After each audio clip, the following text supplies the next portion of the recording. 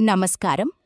ఈరోజు మనం వర్తమానపు శక్తి అనే అంశమైన మన నిజమైన జీవితాన్ని ఇప్పుడు ఈ క్షణంలో ఎలా అన్వేషించాలో చూద్దాం.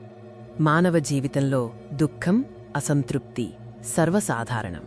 కాని అసలైన స్వేచ్ఛ, శాంతి మన వర్తమానంలోనే దాగి ఉన్నాయి. దుఃఖంలో ఉంటూనే వర్తమానంలో పూర్తిగా జీవించడం అసాధ్యం. మనం తరచుగా దుఃఖంతో, అసంతృప్తితో సతమతమవుతుంటాం.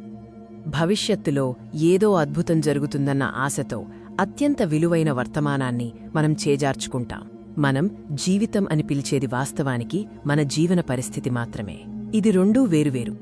జీవన పరిస్థితి అనేది మనసు సృష్టించిన కాలం పరిధిలో ఉంటుంది. ఇది గతం మరియు భవిష్యత్తుల కలయిక. గతంలోని చేదు సంఘటనలను వ్యతిరేకిస్తూ ప్రస్తుత వాస్తవాన్ని అంగీకరించలేక మనిషి సతమతమవుతుంటాడు. నిజమైన జీవితం ఇప్పుడు, నౌ అనే ఈ క్షణంలో మాత్రమే ఉంటుంది. జీవన పరిస్థితి అనేది భ్రమ అయితే, జీవితం అనేది సత్యం. నిజమైన జీవితంలోకి ప్రవేశించడానికి ఉన్న ఏకైక మార్గం, ఆ సన్నని ద్వారం ఈ వర్తమానమే. మన జీవితాన్ని కేవలం ఈ క్షణానికి మాత్రమే కుదించి చూసినప్పుడు ఒక అద్భుతమైన సత్యం బోధపడుతుంది. మన జీవన పరిస్థితుల్లో ఎన్నో సమస్యలు ఉండొచ్చు, కానీ ఖచ్చితంగా ఈ క్షణంలో ఇప్పుడు మనకు ఎలాంటి సమస్య ఉండదు. మనసులో కాస్త శూన్యాన్ని సృష్టించుకున్నప్పుడే పరిస్థితుల అడుగున ప్రశాంతంగా ప్రవహిస్తున్న అసలైన జీవితాన్ని మనం కనుగొనగలం. మరి ఈ వర్తమానంలో సంపూర్ణంగా జీవించడానికి మనం ఏం చేయాలి? కొన్ని ముఖ్యమైన విషయాలు తెలుసుకుందాం. మొదటగా, మనం ఈ వర్తమానంలో జీవించడానికి మన ఇంద్రియాలను పూర్తిగా మేల్కొల్పాలి. మనం ఎక్కడ ఉన్నామో అక్కడే సంపూర్ణంగా ఉండాలి. చుట్టూ ఉన్న ప్రపంచాన్ని మనసుతో విశ్లేషించకుండా కేవలం సాక్షిగా గమనించాలి.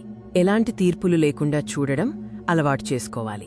వెలుతురు, ఆకారాలు, రంగులు, శబ్దాలు వీటన్నింటి వెనుక ఉన్న నిశ్శబ్ద ఉనికిని అనుభూతి చెందాలి.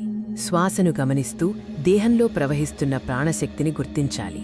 లోపల మరియు బయట ఉన్న ప్రతిదానిని అది ఎలా ఉందో అలాగే సహజంగా అంగీకరించాలి. ఈ విశ్వంలో ఉన్న ప్రతిదాని ఉనికిని పరిపూర్ణంగా అంగీకరించాలి.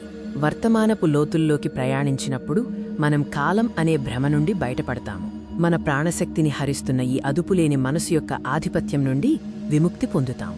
అప్పుడే మనం కాలం అనే కల నుండి మేల్కొని వర్తమానపు సత్యంలోకి, అనంతమైన శాంతిలోకి అడుగుపెడతాము.